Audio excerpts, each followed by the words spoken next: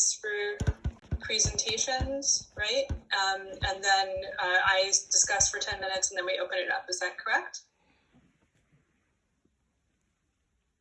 Yes, that's correct. Yeah. Okay, great. So, and I'm the one who's supposed to keep time, or someone else's? You, please. Oh, wonderful. All right. Okay, well, in that case, welcome everybody to this fourth session of the Generating Respect Conference on Religious Leaders' Influence from the Field, sort of a view from the field that's drawing on a lot of really fascinating interview research, specifically in Jordan and Libya. And our first paper is going to be presented by Ella Allen, and from IDARE, and I'm going to turn it over to her. And I'll chat to you, or you know what I'm going to do? I'm going to do this for 2 minutes, 1 minute, and then this for when you're out of time. Okay? Yeah. All right. Go ahead, please. Okay, I'm just going to try and share my presentation. Just give me 1 second.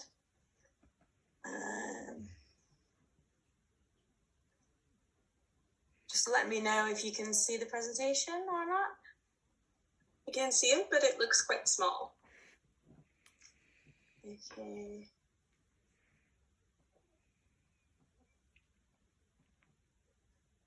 How's that? No? No, it's still.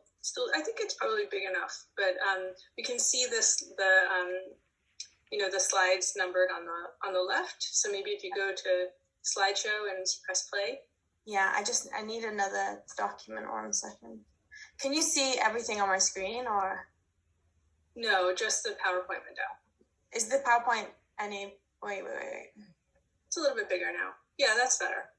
Perfect. Okay.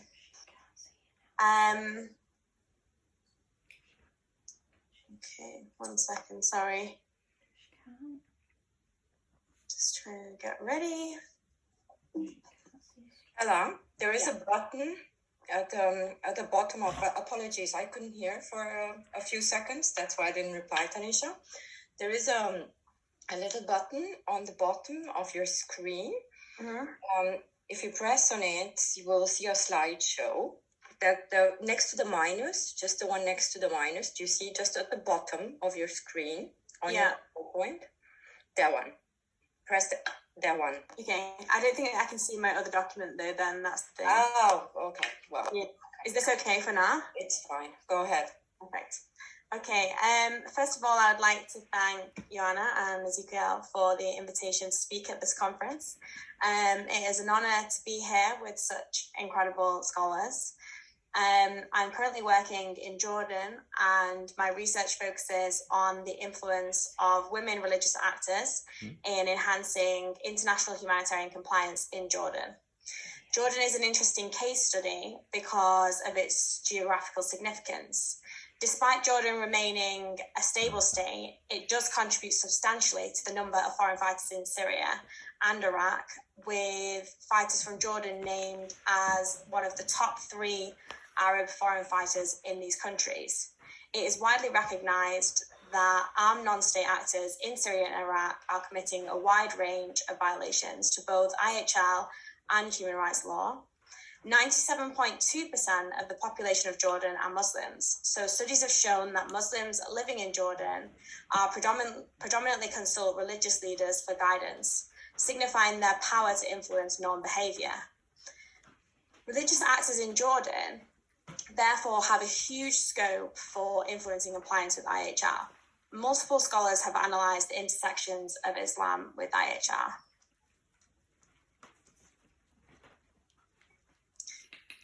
This research intersects IHL with violent extremism research, arguing that the dissemination of humanitarian values can reduce support for extremist narratives and thus occasion greater compliance with IHL. I argue that religious actors operate in the foundational stages of influencing norm behaviour. The research therefore aims to be a novel outlook to religious actors' capacity to influence IHL at this level in Jordan. There's a significant lacuna in the literature concerning the role and capacity of female religious actors, which is most notable in respect to Islam. a visible role of female religious actors is largely inexistent in Islam. While female religious actors are not officially recognized in Jordan, the research project has found that women play a significant role in influencing Islamic beliefs. The research focuses on two key questions. The first question analyzes the structure of female religious actors in Jordan and assesses how the structure affects their ability to influence compliance with IHL. The second question investigates religious actors' power and or capacity to influence IHL in Jordan, highlighting factors that limit this capacity. In Jordan, there are no recognized female imams, and a visible structure of female religious actors is inexistent. I, however, found that in reality, female religious actors exist in every community in Jordan and possess a unique social legitimacy in the community, having access to homes, gatherings, occasions, particularly with other women and children. It is therefore essential to recognise that female religious actors' roles transcend spaces, activities, and institutions conventionally demarcated as religious. I found that female religious figures in Jordan are more analogous to religious teachers. All interviewees believed that female religious actors have a role in disseminating Islamic values compliant with IHL.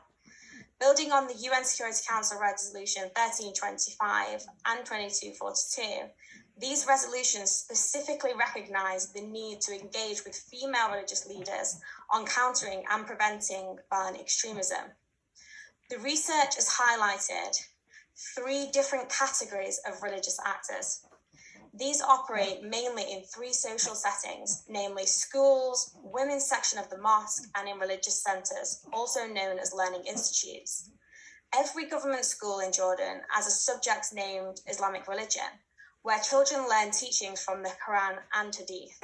The majority of school teachers are female and were described as a role model for many children, with children looking to both religious teachers and their mothers to learn Islamic values and beliefs. The Islamic laws of war are taught in the Islamic religion classes, therefore suggesting that school teachers have a significant potential to influence IHL compliance. Additionally, both sexes of children attend the mosque with their mother when they're children, entering the women's area of the mosque and learning from the female religious teacher there. Religious teachers at religious institutes were also seen to have a significant influence. Save the Quran, a religious charity for female Muslims in Jordan, was highlighted by the majority of participants, with 90% of female interviewees having attended these centres as a child from the ages of 8 to 14 years old. This centre is restricted to women only of any age and exists in every community in all governorates of Jordan. The centre has significant social aspect and was emphasised as a place where women can express themselves freely.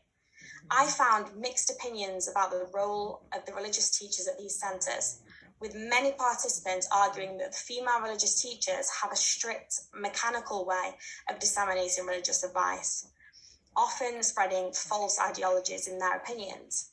I found that the religious teachers often lack the basic tools, critical thinking techniques, and empowerment to be a positive influence on women in the community and their ability to disseminate Islamic values compatible with IHL. I argue that to engage with these female religious actors, it is necessary to take into account the conservative attitude and approach topics carefully and sensitively, making direct links with IHL and recognised Quranic values with a focus on female empowerment. The second research question of this study investigates whether religious actors have the power and or capacity to influence compliance with IHL in Jordan. I argue that whilst religious actors have the power to influence IHL in Jordan, in that they are heavily respected, their beliefs are easily accepted, the capacity of religious actors is restricted in Jordan and facing further constraints due to heavy securitization of religious figures and institutions by the government. My research argues that in order to engage religious leaders with disseminating IHL, dialogue needs to focus on compatibility with IHL. The influence of religious ideology on violent extremists suggests that religious leaders are well positioned to disseminate values that counter these narratives, suggesting potential power and capacity to do this. The research highlighted that the lack of comprehensive structured Islamic education is one of the central factors contributing to individuals being radicalized. Two separate categories of religious education were alluded to in the research, namely formal education provided by schools and informal education provided by mosques and the religious institutes. Participants generally argued that greater religious education and awareness would prevent individuals from becoming radicalized. Participants, however, argued that this is not possible under the current school curriculum. In 2016, the government made changes to textbooks, removing entire Islamic verses from the Quran. Participants argued that removing or reducing basic Islamic education in schools will only lead more children to go online and potentially be indoctrinated by extremist beliefs. A move towards secularism and a reduction in Islamic teachings could be argued to reduce religious teachers' ability to use Islamic values to enhance compliance with IHL. The link between Islam and humanitarian values is important, as it provides religious justifications for complying with IHL in a country where Islam is present in all aspects of society. Additionally, using Islamic teachings to disseminate IHL assists children to determine what the true interpretation is when they are faced with extremist justifications based in Islam for committing humanitarian crimes. A minor proportion of participants argued that their religious education was comprehensive and it did teach them humanitarian values and the Islamic rules of war. These participants, however, were based in the capital city, and I argued that the location of religious actors can have an influence on their capacity to influence with IHL. The school curriculum in the government school remains the same in the more economically deprived areas outside of the capital city. However, it has been argued that the imams, sheikhs, and religious teachers receive a more basic and outdated education in these areas, which solidifies already existing conservative, radical religious attitudes. The research highlighted that these more economically deprived areas are being listed as the central recruiting grounds for extremist groups in Iraq and Syria. I also found that religious actors in these areas are more unwilling to engage in discussion around IHL. The second possible method of influencing compliance with IHL is through informal education, through the religious institutes and the mosques. However, these spaces have similarly faced a government crackdown in the name of preventing extremism. For example, the government now controls topics and verses used each week for Friday prayers. Participants have argued that increasing control over informal Islamic education could ultimately reduce free speech, healthy discussion, and the ability to make your own ideas about what is right and wrong. I argue that increasing government control places religious actors in a more constrained position to use creativity and critical thinking to teach compliance with IHL. I further contend that the government appealing to religious believers to be more moderate in the face of world events could contribute ultimately to disempowerment. This disempowerment has been visible in Jordan and was apparent in the study. Multiple participants in the research similarly noted the unwillingness and fear of religious actors to discuss violent extremism and its relationship with Islam. This leads to a religious education that disseminates incomplete information, which can be argued to be more destructive than helpful. A lack of spaces where people feel they can have these informal discussions could lead to more individuals going online and being manipulated by extremist beliefs. Thank you for listening, and I invite you to ask any questions in the Q&A box. Wonderful. Thank you so much, Ella. That was really terrific. It was a really illuminating presentation. So I'm going to turn it over now to Hasna El-Jamali and Ioana Sismas. They might need a minute to, Ella, can you stop sharing your screen? That way they can share theirs. Hasna and Ioana, do you have slides? Yes, I'm trying to share them now. Okay, great. I hope you see them now, right? Yes, that's Okay. perfect. Okay. So I would just like to say that it's going to be Hasna presenting on our behalf. It's mainly her work that you will hear here, so she should have the spotlight. So I'm just going to retreat in the background. Okay, great. I did realize because of the webinar format that probably Ella couldn't see me going like 2 and 1. So Hasna, I'm going to chat to you. You'll see a chat when it's 2 minutes, 1 minute.